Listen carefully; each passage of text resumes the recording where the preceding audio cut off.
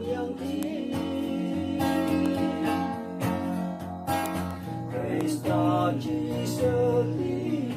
về tên mà này dân xa cái đây đâu hóng sinh mây bù xì tên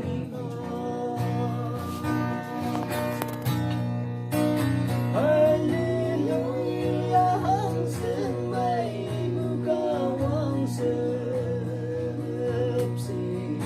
ni nương vang hê nhu a đem mang chừng nam pha ya nem le nhu san ha lan te man te me ti si wa hang me sing ha e ta ba ka wang te Hoàng hề khi đâu xem bù sẽ quay cây đâu quang miên bù sẽ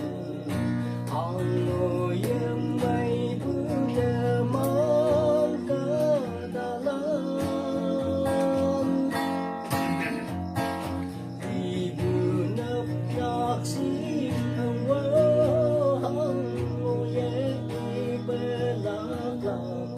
hăng ngồi em bay bước đè món có nhạc cha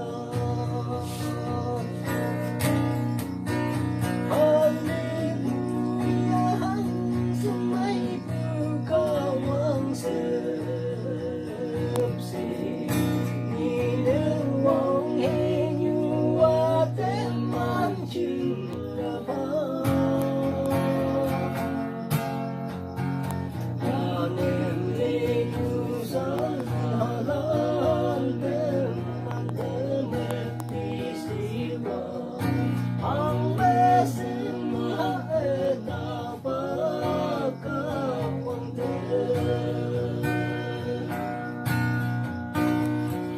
Apalale karisa pie opuse oda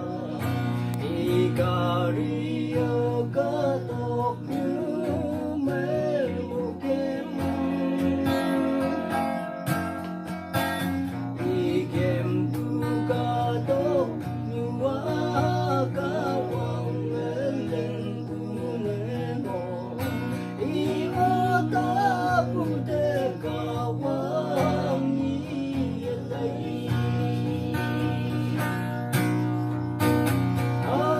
Hallelujah hăng xin mây bù kawang sớm xì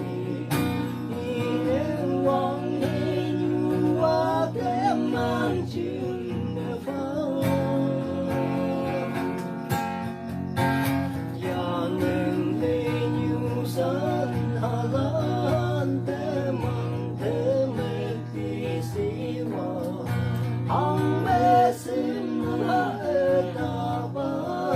ka wang te